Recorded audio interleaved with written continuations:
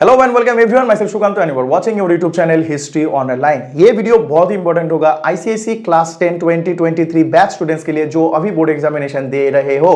हालांकि दो जो पेपर है वो अभी तक कंप्लीट हो गया है, इंग्लिश 1 और इंग्लिश 2, और अपना जो नेक्स्ट पेपर है 6 मार्च को है वो है हिस्ट्री सिविक्स। तो बहुत इंपॉर्टेंट है, अगर अच्छे स्कोर करना चाहते हो ऑल ओवर तो हिस्ट्री सिविक्स में बहुत अच्छा स्कोर करना है। तो मेनली हिस्ट्री एग्जाम है 6 को, पूरा टाइम भी मिल रहा है प्रिपरेशन की, और हम वीडियो में ना आए ये भी नहीं हो सकता है। तो इस वीडियो में क्विक रिवीजन करेंगे, हर एक चैप्टर की जो है इंपॉर्टेंट इंफॉर्मेशन को इस वीडियो में बोलने की कोशिश करेंगे। और तुम जो है अच्छी तरह से वीडियो को देखना, ऐसा नहीं कि टाइम वेस्ट करके देख रहे हो, जब बैठे हो या फिर रेस्ट ले रहे हो तभी ये वीडियो देख लेना, तो एक थोड़ा हेल्प हो जाएगा। तो चैप्टर वाइज कौन सा इंपॉर्टेंट टॉपिक है या फिर जो इंपॉर्टेंट इंफॉर्मेशन है ना वही हम एक एक करके बोल रहे हैं। तो शुरू करते हैं सिविक्स पार्ट से।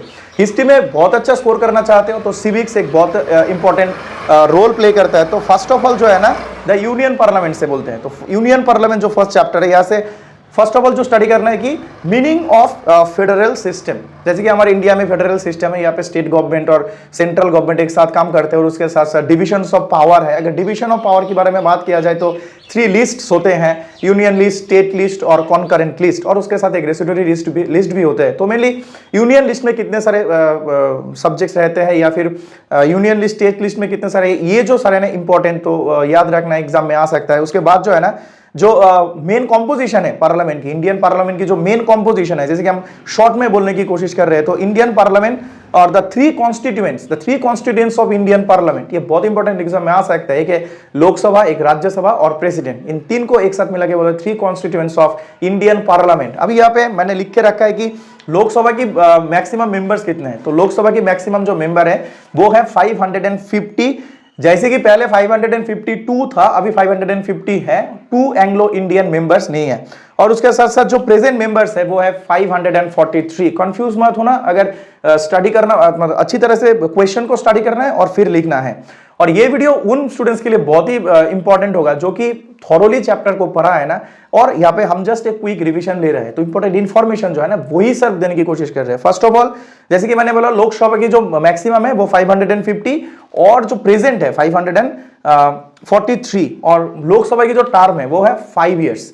अभी यहाँ पे कंफ्यूज हो जाते हैं कि लोकसभा की और राज्यसभा की टर्म में, तो राज्यसभा जो है वो परमानेंट हाउस है, लेकिन 6 ईयर जो है ना वो एक मेंबर्स के लिए मैक्सिमम टर्म होते हैं, और लोकसभा में वो 5 ईयर्स है। लेकिन 5 ईयर्स भी मतलब ऐसा नहीं है कि 5 ईयर्स पूरा ही रहना है। अगर उससे पहले नो कॉन्फिडेंस मोशन पास हो जाए तो वो डिसॉल्व हो सकता है before completion of the term. अभी ये नो कॉन्फिडेंस मोशन क्या है, तो नो कॉन्फिडेंस मोशन भी अच्छी तरह से स्टडी करना है। तो ये जो चैप्टर्स है ना, कीवर्ड वर्ड जो है बहुत इंपॉर्टेंट है, एक एक करके आते हैं। तो मेनली अगर राज्यसभा की देखा जाए तो मैक्सिमम जो है 250। तो लोकसभा 550, राज्यसभा 250। अभी आते प्रेजेंट में जो है 238 जो प्रेजेंट मेंबर्स ऑफ राज्यसभा है। अभी प्रेसिडेंट और एक जो है इंडियन पार्लियामेंट की पार्ट, तो president is elected by electoral college. अब इलेक्टोरल कॉलेज क्या है, ये सेकंड चैप्टर में आएगा जो कि प्रेसिडेंट का चैप्टर है। तो इलेक्टोरल कॉलेज क्या है वो भी स्टडी करना है अच्छी तरह से। इलेक्टोरल कॉलेज एक मतलब जो कि मिला के जो प्रेसिडेंट को इलेक्ट करते हैं, जैसे कि राज्यसभा, लोकसभा की इलेक्टेड मेंबर्स और स्टेट असेंबलीज की जो है इलेक्टेड मेंबर्स, ये सारे प्रेसिडेंट को इलेक्ट करते हैं, तो बोला जाता है कि इलेक्टोरल कॉलेज। अभी आते हैं प्रेसिडेंट भी नॉर्मल जो टर्म है वो है 5 ईयर्स। ओके, और यहाँ पे अगर मिनिमम एज की बात किया जाए, मिनिमम एज की अगर बात किया जाए, ध्यान से सुनना, लोकसभा की 25, राज्यसभा की 30, प्रेसिडेंट और वाइस प्रेसिडेंट की 35। कंफ्यूज मत होना, फिर से बोल रहे हैं, लोकसभा की 25, Rajya Sabha 30 and president vice president 35, ये मिनिमम एज। और अगर बात किया जाए 4th और 5th चैप्टर में आएगा ना जो हाई कोर्ट और सुप्रीम कोर्ट का है, तो मैक्सिमम एज जो है, maximum age for supreme court जज इज 65, लेकिन हाई कोर्ट जज के लिए वो होता है 62। सो 65 सुप्रीम कोर्ट और 62 हाई कोर्ट्स। ठीक है, तो ये थोड़ा रिवाइज कर लेना। अभी इस चैप्टर से जो भी इंपॉर्टेंट टर्म है, जैसे कि सेशन किसको बोला, सेशन मींस असेंबली। तो अगर देखा जाए हमारे इंडियन पार्लियामेंट में 3 सेशंस होते हैं। एक तो है बजट सेशन, जिसको हम समर सेशन भी बोल सकते हैं, जो कि फरवरी मार्च यहाँ पे होता है। ओके, इसके बाद जो है मानसून सेशन जुलाई अगस्त में होता है, और उसके बाद होता है विंटर सेशन। सो मेनली ये जो 3 सेशंस है ना वो हमारे इंडियन पार्लियामेंट में होते हैं, जो कि फर्स्ट चैप्टर में आते हैं। अभी अगर घर में बैठे हो रेस्ट ले रहे हो तभी ये वीडियो को देखना। अभी जो मेन पढ़ने की टाइम है वेस्ट मत करना, अच्छी तरह से स्टडी करो, एक हिस्ट्री में एग्जाम बहुत अच्छा होगा। अभी आते हैं 0 आवर, और ये जो मैंने यहाँ पे लिख के रखा है ना, इसका एक पीडीएफ भी मिल जाएगा, वो इंस्टाग्राम में हम दे देंगे, और इंस्टाग्राम की जो लिंक है ना तो मिल जाएगा इस वीडियो की डिस्क्रिप्शन में, जाके मैसेज करना। इसका जो पीडीएफ है वो हम दे देंगे, जो भी इसमें लिखा हुआ है, और इसको कैसे स्टडी करना है वो भी हम बोल रहे हैं। तो अगर एक बार इसको, ये 4 और 5 पेज में लिखा हुआ है, पूरा सिलेबस को कवर किया हुआ है, अगर अच्छी तरह से स्टडी करोगे तो बहुत अच्छा रिजल्ट आएगा। इसका मतलब यहाँ से बहुत सारे क्वेश्चन तुम लिख सकते हो। अभी आते हैं सेशन के बाद आते हैं कोरम। कोरम का मतलब कुछ नहीं है, सिंगल वर्ड में अगर बोले कि मिनिमम अटेंडेंस, राज्यसभा लोकसभा में मिनिमम 10% अगर अटेंड हो तो सेशन जो है वो चल सकता है या फिर एडजॉर्न हो जाएगा। इसके बाद है question hour. Question hour mainly होता है 11 AM टू 12 नून। इसमें 3 टाइप की क्वेश्चंस पूछे जाते हैं, स्टार्ट क्वेश्चन, अनस्टार्ट क्वेश्चन और शॉर्ट नोटिस क्वेश्चन। अभी स्टार्ट क्वेश्चन, अनस्टार्ट क्वेश्चन और शॉर्ट नोटिस क्वेश्चन क्या है, बुक में जाके अच्छी तरह से भी स्टडी कर लेना, शॉर्ट क्वेश्चन के लिए बहुत ही इंपॉर्टेंट होगा। इसके बाद आता है 0 आवर। मुझे नहीं लगता कि, और थोड़ा कंफ्यूज हूं मैं कि 0 आवर सिलेबस में है कि नहीं, तो यहाँ पे 0 आवर जो है वो 12 o'clock से शुरू होता है। ऑल टाइप ऑफ क्वेश्चन यहाँ पे किया जा सकता है। अभी आता है adjournment motion, a proposal to lay aside all other business and take up a definite matter of urgent importance. अगर कोई अर्जेंट इंपॉर्टेंस आ गए तो बाकी सारे जो प्रोसीडिंग चल रहा था पार्लियामेंट में उसको स्टॉप करके वो टॉपिक लेके डिस्कशन होता है, तो इसको बोलता है एडजॉर्नमेंट मोशन। उसके बाद नो कॉन्फिडेंस मोशन, ये थॉरोली अच्छी तरह से स्टडी करना है बुक में जाके। अगर नो कॉन्फिडेंस मोशन पास होता है ना प्राइम मिनिस्टर के खिलाफ या फिर कोई मिनिस्टर्स के खिलाफ, तो इंटायर मिनिस्ट्री जो है उसको रिजाइन करना पड़ता है, ये नो कॉन्फिडेंस मोशन में। और उसके बाद अगर स्पीकर के बारे में बात करें, यहाँ पर भी स्टूडेंट्स कंफ्यूज हो जाते हैं कि लोकसभा की जो स्पीकर है, मतलब लोकसभा की जो प्रिसाइडिंग ऑफिसर है ना उसको स्पीकर बोला जाता है, और राज्यसभा की जो प्रिसाइडिंग ऑफिसर है उसको बोला जाता है चेयरमैन, जो कि वाइस प्रेसिडेंट ही होते हैं इंडिया में। यही मतलब रूल है, जो भी वाइस प्रेसिडेंट होगा वो होगा चेयरमैन ऑफ राज्यसभा। अभी आते हैं, जैसे कि मैंने पहले ही बोला था कि फेडरल सेटअप है, डिवीजन ऑफ पावर है, तो यहाँ पे 3 लिस्ट में पावर्स आते हैं। सो फर्स्ट ऑफ ऑल अगर देखा जाए यूनियन लिस्ट में 97, फिर से बोल रहा हूं, यूनियन लिस्ट में 97 सब्जेक्ट्स हैं, स्टेट लिस्ट में है 66 एंड कॉन्करेंट लिस्ट में है 47। तो मेनली ये जो इंफॉर्मेशंस है ना, रेस्ट ले रहे हो, पास में मोबाइल को चालू करके रख दो, ये हम बोलते रहेंगे, थोड़ा सुन लेना, हो जाएगा प्रिपरेशन। अभी आते हैं चैप्टर नंबर 2। तो मेनली यहाँ से parliamentary procedure, term, maximum and all these things you need to study nicely. And after that coming to chapter number 2 जो कि प्रेसिडेंट के ऊपर है। प्रेसिडेंट में जो फर्स्ट इंपॉर्टेंट है ना कि the president is the real head of the state and the supreme commander of the defence forces of India, जो कि डिफेंस फोर्स होते हैं इंडिया की, जो हेड है वो प्रेसिडेंट ही है। उसके बाद ये जो है इलेक्टेड बाय इलेक्टोरल कॉलेज। अब इलेक्टेड बाय इलेक्टोरल कॉलेज क्या है वो भी अच्छी तरह से स्टडी करना है। जैसे कि मैंने पहले ही बोला था, electoral college consists of elected members, elected members. अभी यहाँ पे इलेक्टेड जो है ना वो इंपॉर्टेंट वर्ड है, इसको मिस नहीं करना है, क्योंकि नॉमिनेटेड जो मेंबर्स का राज्यसभा का वो मेनली इलेक्टोरल कॉलेज में नहीं आते हैं। तो elected members of Rajya Sabha, Lok Sabha and state legislative assembly, so बहुत इंपॉर्टेंट है, ये एग्जाम में आ सकते हैं इलेक्टोरल कॉलेज से रिलेटेड जो क्वेश्चन है। अभी आते हैं कि प्रेसिडेंट के पास अपॉइंटमेंट, मतलब वो जो अगर हम बोले कि प्राइम मिनिस्टर से लेके attorney general, other minister, supreme court, high courts की जो सारे जजेस है, ये सारे जो है अपॉइंटेड बाय द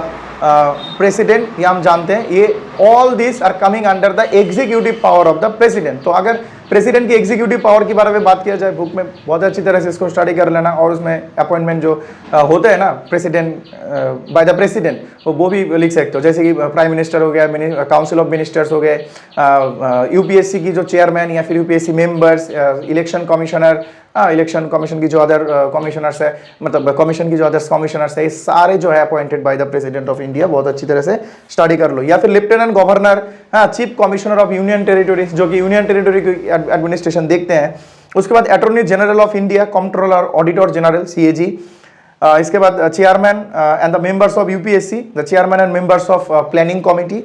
इसके बाद इलेक्शन कमिश्नर। सो ये सारे जो है appointed by the president. So all these are coming under the executive power of the president. अभी आते हैं emergency power of the president. Emergency power, so emergency power अगर देखा जाए ना कि 3 टाइप्स की इमरजेंसी हमारे इंडिया में होता है। 352 जिसको नेशनल इमरजेंसी बोला जाता है, 352, 356 जो कि है कॉन्स्टिट्यूशनल ब्रेकडाउन इन इन स्टेट, और उसके बाद स्टेट इमरजेंसी, और उसके बाद होते हैं 360 जो कि है फाइनेंशियल इमरजेंसी। सो ये भी आ सकते हैं शॉर्ट क्वेश्चंस के लिए, बहुत इंपॉर्टेंट है, मैंने लिख के रखा है बहुत ही ऑर्गेनाइज्ड वे में, पीडीएफ मिल जाएगा इंस्टाग्राम में। हाँ अच्छा, अभी आते हैं कि प्रेसिडेंट से ये सारे शॉर्ट क्वेश्चन के लिए स्टडी कर सकते हो, और लॉन्ग क्वेश्चन के लिए तो है ही, लॉन्ग क्वेश्चन यहाँ पे डिस्कस नहीं कर रहे हैं। और आते हैं चैप्टर नंबर 3। चैप्टर नंबर 3 में बहुत इंपॉर्टेंट है कि काउंसिल ऑफ मिनिस्टर्स, जिसका हेड होता है प्राइम मिनिस्टर, और काउंसिल ऑफ मिनिस्टर्स अगर इंडिया में अगर बात करें तो थ्री टाइप्स की मिनिस्टर्स होते हैं। मिनिस्टर लाइक कैबिनेट मिनिस्टर जो कि फर्स्ट कैटेगरी मिनिस्टर है, सबसे इंपॉर्टेंट मिनिस्टर्स है वो, और जो कि इंपॉर्टेंट पोर्टफोलियोज है ना जो उनके पास है, डिफेंस हो गए। तो अगर कैबिनेट मिनिस्टर्स लिख रहे हो ना, दो एक एग्जाम्पल भी दे देना, जैसे कि कैबिनेट मिनिस्टर्स के अंडर कौन आता है कि फाइनेंस मिनिस्टर हो गया, रेलवे मिनिस्टर, एडुकेशन मिनिस्टर, सो ये जो सारे हैं लिख लेना। अभी उसके बाद होते हैं मिनिस्टर्स ऑफ स्टेट जो कि सेकेंड कैटेगरी मिनिस्टर्स है, और नेक्स्ट में है कि डेप्यूटी मिनिस्टर्स जो कि मिनिस्टर्स ऑफ स्टेट और कैबिनेट मिनिस्टर्स को हेल्प करते हैं, और डेप्यूटी मिनिस्टर्स आते हैं थर्ड कैटेगरी में। तो मेनली शॉर्ट क्वेश्चंस के लिए यही इंपॉर्टेंट है चैप्टर नंबर 3 से, जो कि prime minister and council of ministers है। अभी अगर बात करें क्वालिफिकेशंस की, बहुत इंपॉर्टेंट होता है क्वालिफिकेशंस की, qualification of Lok Sabha member, qualification of Rajya Sabha member, qualifications of the president, vice president, या फिर जो भी है ना, यहाँ पे कॉमन लाइन आप लिख सकते हो कि should be an Indian citizen, ये जो है ना ये कॉमन लाइन होगा। उसके बाद मैंने पहले ही बोला था कि मिनिमम एज की जो सिस्टम है वो भी लिख देना है कि लोकसभा के लिए 25, राज्यसभा के लिए 30, और मेनली प्रेसिडेंट के लिए और वाइस प्रेसिडेंट के लिए 35। ये जो है ना अगर अच्छी तरह से लिख दोगे, और लोकसभा राज्यसभा की मैंने पहले भी बोला था कि और इस रिलेटेड जो फुल चैप्टर का जो एक्सप्लेनेशन है वो भी है, चैनल में जाके देख सकते हो, प्लेलिस्ट में मिल जाएगा क्लास 10 की। और यहाँ पे लास्ट अगर बोले ना चैप्टर नंबर 4, 5 और 6 जो कि सुप्रीम कोर्ट और हाई कोर्ट से डील करते हैं, सुप्रीम कोर्ट, हाई कोर्ट। तो इंडिया की जो एपेक्स कोर्ट है उसको बोला जाता है सुप्रीम कोर्ट। अगर क्वेश्चन आता है कि which is the apex court of India, तो सुप्रीम कोर्ट, सर्वोच्च न्यायालय। और उसके बाद सुप्रीम कोर्ट की कॉम्पोजिशन बहुत बहुत इंपॉर्टेंट है, क्वेश्चन आता है, मतलब प्रीवियस ईयर में भी आया था कि कॉम्पोजिशन ऑफ सुप्रीम कोर्ट, यहाँ पे थोड़ा सा चेंजेस है, ठीक है। 33 अदर जजेस, first of all 1 chief justice and 33 other जजेस। तो सिंपली लिखना है कि in the supreme court of India consists of 1 chief justice and 33 other जजेस। 33 तो टोटल मिला के जो होता है ना 34 अदर जजेस। इसके साथ साथ कुछ एडहॉक जजेस भी रहते हैं जो कि टेम्पोररी वो लिया जाते हैं हाई कोर्ट से। ओके, सो एडहॉक जज यहाँ पे बहुत इंपॉर्टेंट होगा, अच्छी तरह से उसको स्टडी कर लेना।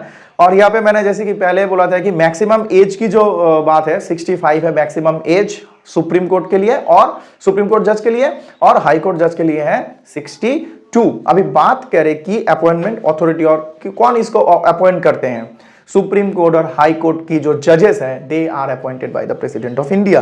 वो मैंने पहले ही बोला था। अभी और एक इंपॉर्टेंट जो चीज है, क्वेश्चन आएगा ही, एक ना एक क्वेश्चन तो जरूर आएगा, वो है रिट्स, जो कि लीगल ऑर्डर्स देते हैं to mainly in the protection of fundamental rights okay of the citizen of India. So mainly ये जो रीट्स वगैरह है ना 6 और 5 जो रीट्स है, जैसे कि habeas corpus, to have the body, अगर 2 मार्क्स के लिख रहे हो तो थोड़ा एक्सप्लेन करना होगा। इसके बाद है mandamus, we order, writ of prohibition, order issued by the superior court to a lower court to stop proceedings, and उसके बाद है writ of certiorari and quo warranto. So ये जो 5 रीट्स है ना बहुत इंपॉर्टेंट है as per as final examination is concern और हिस्ट्री एग्जामिनेशन इज कंसर्न। अच्छा, ये तो क्या सिविक्स पार्ट मैंने ऑलरेडी डिस्कस कर लिया कि ये जो सारे टॉपिक्स हैं अच्छी तरह से स्टडी करोगे तो बहुत क्वेश्चन जो है, बहुत सारे क्वेश्चन जो है यहाँ से मिल जाएगा। अभी आता है ना हिस्ट्री की ओर। अभी हिस्ट्री में 2 पार्ट है, एक तो इंडियन हिस्ट्री और दूसरा है वर्ल्ड हिस्ट्री। इंडियन हिस्ट्री जो है वो थोड़ा सा लेंदी है, और वर्ल्ड हिस्ट्री कुछ ही चैप्टर्स हैं उसमें, कुछ ही टॉपिक्स हैं, अच्छी तरह से स्टडी करोगे तो लिख पाओगे वर्ल्ड हिस्ट्री। लेकिन कुछ स्टूडेंट्स हैं उसके लिए थोड़ा डिफिकल्ट भी है, क्योंकि first world war, second world war, United nation वगैरह कुछ है। तो यहाँ पे मैंने कुछ इंपॉर्टेंट इन्फॉर्मेशन लिख के रखा है। फर्स्ट ऑफ ऑल चलते हैं चैप्टर 11, और चैप्टर कुछ बुक में चैप्टर 10 में भी है कि जो the first world war. Okay, first world war से मेनली फर्स्ट ऑफ ऑल क्या स्टडी करना है पता है कि triple entity and triple alliance. Triple entity कब हुआ था, ट्रिपल अलायंस कब हुआ? सो ट्रिपल अलायंस हुआ था कब? 1882 में। सो 1882 में ट्रिपल अलायंस जो कंट्रीज थे बेसिकली जर्मनी, इटली और ऑस्ट्रिया हंगरी, और दूसरी ओर देखा जाए ट्रिपल एंटिटी जो कि हुआ था 1907 में इंग्लैंड, फ्रांस और रशिया। सो मेनली ये जो 2 ग्रुप है ना बाद में जाके यही पावर में कन्वर्ट हो जाते हैं। ओके, सेंट्रल पावर और एलाइड पावर। तो मैं सेंट्रल पावर और एलाइड पावर में फर्स्ट वर्ल्ड वॉर होते हैं और कब शुरू होता है, या फिर यहाँ पे जो कुछ इंपॉर्टेंट की वर्ड्स है या फिर जो मीनिंग जो जिसका जानना है, फर्स्ट ऑफ ऑल जो की है नेशनलिज्म। अभी नेशनलिज्म के क्या डेफिनेशन है, if it is coming for 2 marks, okay, like define nationalism, तो किस तरह से लिख सकते हो कि nationalism refers to the sense of unity felt by the people who share a common history, language and culture. बहुत सिंपल तरीके से लिख सकते हो। तो ये जो पीडीएफ है ना, मतलब ये जो पॉइंट्स है वो पीडीएफ की फॉर्म में है, तो मिल जाएगा, इंस्टाग्राम में जाके मैसेज करोगे तो हम भेज देंगे। अभी नेक्स्ट जो है ना इंपीरियलिज्म। अच्छा, नेशनलिज्म, इंपीरियलिज्म ये क्या है? Immediate cause of the first world war, बहुत इंपॉर्टेंट है, मतलब क्या हुआ था, उसके बाद कैसे फर्स्ट वर्ल्ड वॉर शुरू होते हैं। लेकिन फर्स्ट ऑफ ऑल, जैसे कि मैंने पहले ही बोला था कि ट्रिपल अलायंस और ट्रिपल एंटिटी की कंट्रीज जो है वो अच्छी तरह से स्टडी करना है। फिर आता है कि first world war started on 28 July 1914, just after 1 month of immediate cause or the Sarajevo murder crisis or Sarajevo crisis, which was happened in 28 June 1914. So एक महीना बाद जो है 28 जुलाई 1914 ये शुरू होते हैं। Then the Treaty of Versailles was signed. When the Treaty of Versailles was signed, 28 June 1919. Okay, so Treaty of Versailles भी बहुत important है और लॉन्ग क्वेश्चंस के लिए भी अगर मैंने एक लिस्ट ऑफ लॉन्ग क्वेश्चंस बनाया, क्वेश्चन बैंक है, अगर चाहिए तो वो भी मिल जाएगा इंस्टाग्राम में, वो मेरा अकाउंट को फॉलो करो, वहाँ पे हम दे देंगे। अभी आते हैं chapter number 12 and 13, the rise of dictatorship and second world war 1919 to 40, 1939 to 45। First world war कब होता है? 1914 टू 18 और यहाँ पे है 1939 टू 45, लॉन्ग 6 years वॉर। अच्छा, यहाँ पे जैसे कि 2 पॉलिटिकल आइडियोलॉजी के बारे में हम स्टडी करते हैं राइज ऑफ डिक्टेटरशिप में। फर्स्ट ऑफ ऑल है कि फैसिज्म, उसके बाद है नाजिज्म। तो फैसिज्म कहाँ पे किसने चालू किया था और फैसिज्म कहाँ पे किसने चालू किया था? अगर बात करें नाजिज्म की, वो हिटलर, और हिटलर की जो ऑटोबायोग्राफी है वो है मेन कैम्प और माई स्ट्रगल। तो ये भी इंपॉर्टेंट है एग्जामिनेशन की पॉइंट ऑफ व्यू से। और उसके साथ साथ ये मेनली हुआ था जर्मनी में, और मुसोलिनी फैसिज्म, ओके, जो मुसोलिनी फैसिज्म, और ज्यादा इतना कुछ है नहीं, तो comparison between fascism and Nazism syllabus में है, अच्छी तरह से स्टडी कर लेना, आ जाएगा एग्जाम में। इसके बाद आते हैं कि टू पावर्स, वह एक तो है कि axis power and allied powers. Axis power जो है ना वो central power first world war में था, सेंट्रल पावर की जगह यहाँ पे आ जाते हैं एक्सिस पावर, जो कि फॉर्म होते हैं जर्मनी, जापान और इटाली। Germany, Japan, Italy. अगर देते हैं कि name the 3 countries of axis power, so it's very simple, Germany, Italy and Japan. Germany, Italy, Japan. और दूसरी ओर अगर एलाइड पावर की बात किया जाए तो आप इंग्लैंड, फ्रांस, रशिया और अमेरिका भी आते हैं। इंग्लैंड, फ्रांस, रशिया और उसके साथ अमेरिका। ओके, यहाँ पे इंपॉर्टेंट होगा कि Berlin, Rome, Berlin, Tokyo axis 1937, उसके बाद anti Comintern pact 1936, anti Comintern pact 1936 which was directed against Russia. So second world war की जो इमीडिएट कॉज है वो क्या है? Germany's invasion of Poland 1939। So first world war की क्या है कि यहाँ पर भी थोड़ा कंफ्यूज हो जाते हैं स्टूडेंट्स की, फर्स्ट वर्ल्ड वॉर और सेकेंड वर्ल्ड की जो इमीडिएट कॉज है ना। फर्स्ट वर्ल्ड वॉर की जो इमीडिएट कॉज है वो है सराजेवो क्राइसिस, और यहाँ पे जो सेकेंड वर्ल्ड वॉर की है ना, Japanese इन्वेशन of Poland, second world war. अच्छा, अभी कॉन्सिक्वेंसेस में आते हैं कि defeat of the axis power हार जाते हैं। तो फर्स्ट वर्ल्ड वॉर में भी जर्मनी हार जाते हैं, सेकेंड वर्ल्ड वॉर में भी जर्मनी हार ही जाते हैं। तो वो कॉन्सिक्वेंसेस में आएगा फर्स्ट वर्ल्ड वॉर की। फर्स्ट ऑफ ऑल जो है defeat of the axis power, then formation of United Nations, lastly आता है कोल्ड वॉर, जो कि सेकेंड वर्ल्ड वॉर के बाद वर्ल्ड पॉलिटिक्स को कोल्ड वॉर बोला जाता है, और the war between war of idealism, okay, और ideals, political ideologies between capitalism and socialism. तो ये जो सारे हैं अच्छी तरह से स्टडी करना है। नेक्स्ट जो आता है ना यहाँ पे और जो इंपॉर्टेंट है कि चैप्टर नंबर 14 और 15 और United nation and non alignment movement, ये भी बहुत इंपॉर्टेंट टॉपिक है। जो भी टॉपिक हम इस वीडियो में डिस्कस करेंगे क्वेश्चंस वहीं से आने की संभावना होगी माय डियर स्टूडेंट्स। सो आते हैं कि यूनाइटेड नेशन, ज्यादा कुछ स्टडी नहीं करना है, सिर्फ ऑब्जेक्टिव्स ऑफ यूनाइटेड नेशन से। उसके बाद जो है organs and agencies. Believe me, बहुत सारे स्टूडेंट्स हैं जो ये ऑर्गन्स और एजेंसीज में कंफ्यूज हो जाते हैं। कॉपी चेकिंग के द्वारा मैंने देखा है कि जो ऑर्गन्स और एजेंसीज है ना, इसमें मतलब कंफ्यूज हो जा रहे हैं। तो अगर बात करें ऑर्गन्स की, 6 ऑर्गन्स हैं, टोटल 6 ऑर्गन्स है यूनाइटेड नेशंस की, और 6 ऑर्गन्स में जो फर्स्ट 3 ऑर्गन्स है ना वही सिर्फ स्टडी करना है। फर्स्ट ऑफ ऑल है the general assembly, general assembly 193 members होते हैं जो कॉम्पोजिशन। उसके बाद है सिक्योरिटी काउंसिल। सिक्योरिटी काउंसिल की अगर कॉम्पोजिशन की बात करें तो 5 permanent member and 10 non permanent members. Okay, composition of security council. अगर इसमें 5 परमानेंट मेंबर और कंट्री की नाम लिखते हो ना तो आंसर बहुत अच्छी तरह से होगा। ठीक है, तो 5 कंट्रीज के नाम लिख देना यहाँ पे। तो general assembly, security council and ICJ, international code of justice. तो ये जो 3 है ना, 3 है organs of the United Nations. अगर बात करें एजेंसीज की, बहुत सारे एजेंसीज है, जैसे कि WHO, UNICEF, UNESCO. WHO, UNICEF और यूनेस्को, ये सारे हैं एजेंसीज। बहुत सारे हैं लेकिन 3 ही जो है ना बहुत अच्छी तरह से स्टडी करने, इनकी जो कॉम्पोजिशन है और उसके साथ फंक्शंस। ओके, फंक्शंस भी स्टडी करने हैं। तो यही मेनली इस चैप्टर से स्टडी करना है, वो आ जाएगा। जैसे कि WHO की फंक्शंस हो गए, यूनेस्को की फंक्शंस हो गए, यूनिसेफ की फंक्शंस हो गए।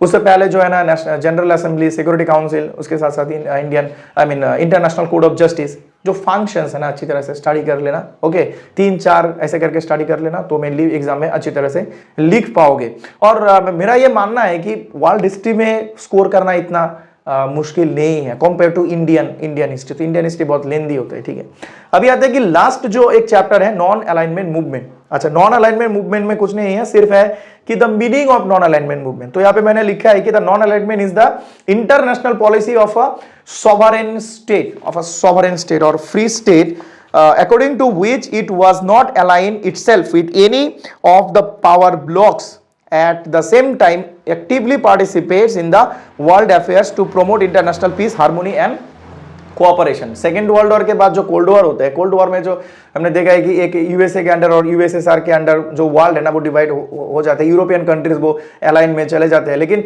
जो थर्ड वर्ल्ड की कंट्रीज है, एशिया, अफ्रीका और लैटिन अमेरिकन की जो थर्ड वर्ल्ड की कंट्रीज है ना माय डियर स्टूडेंट्स, तो थर्ड वर्ल्ड की कंट्री जैसे कि इंडिया, इंडोनेशिया, घाना और उसके बाद जो है specially Africa, Latin American, Asian countries, वो कोई भी ग्रुप में ना जाके अपना एक मूवमेंट खड़ा करता है जो कि यूनाइटेड नेशंस को भी स्ट्रेंथ देते हैं ना। तो जो वो है नॉन अलाइनमेंट मूवमेंट। तो भी ये जो नॉन अलाइनमेंट मूवमेंट की आर्किटेक्ट्स है ना और जो लीडर्स है, फर्स्ट ऑफ ऑल और हमारे इंडिया की जो है Jawaharlal Nehru was one of the founding father of non alignment movement. उसके बाद है मार्शल टीटो इंडोनेशिया की, और उसके बाद है गमाल अब्देल नासिर इजिप्ट की। ये जो 3 है ना फाउंडिंग फादर्स है, तो बहुत इंपॉर्टेंट होगा एग्जाम की पॉइंट ऑफ व्यू से, आ जाते हैं एग्जाम में।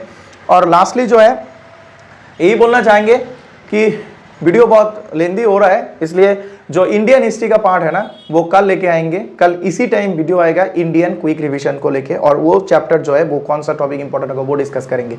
तो इस वीडियो में बस इतना ही। एक्चुअली करना क्या है कि अगर बहुत अच्छी तरह से सारे जो चैप्टर्स अच्छी तरह से स्टडी किए हो ना, उसके बाद मेरा दिया गया ये जो क्विक रिवीजन है एक बार इसको गो थ्रू करोगे। 3 और 4 ही पेज है, इतना टाइम भी नहीं लगेगा। एग्जाम में जा रहे हो, टोटो में बैठे हो, एग्जाम में जा रहे हो, बस में बैठे हो ना, तो पेज लेके एक बार बैठ जाओ, देख के जाओ, गो थ्रू करके एग्जाम में चले जाओ, बहुत हेल्पफुल होगा। और एग्जाम देने के बाद ये पता चलेगा ये सर तो बहुत बोल रहे थे, मतलब ये करेक्ट ही बोल रहे थे। तो मेनली ये था सिविक्स पार्ट और वेस्टर्न और सिविक्स पार्ट और वर्ल्ड हिस्ट्री पार्ट का जो क्विक रिवीजन है वो।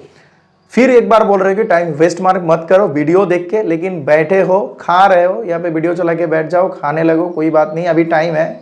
6th को है, कुछ स्टूडेंट्स तो दूसरे सब्जेक्ट जो है वो भी प्रिपरेशन ले रहा है इस ब्रेक में, लेकिन हिस्ट्री भी एक इंपॉर्टेंट सब्जेक्ट है। अगर ऑल ओवर अच्छा स्कोर करना है ना तो हिस्ट्री भी स्टडी करना है। सो मैंने इस वीडियो में इतना ही। Thank you so much for watching video. ये जो मेरा वीडियो है ना 2 साल बाद फिर अपलोड कर रहे हैं, तो मेनली लाइक शेयर कर देना, अगर अच्छा लगे शेयर भी कर देना दोस्तों में, ताकि उसको भी पता चले कि भाई ठीक है प्रिपरेशन ले रहा है तो थोड़ा हेल्प हो गया। ठीक है, और अगर बहुत अच्छा लगे तो सब्सक्राइब भी कर देना चैनल को। Thank you so much.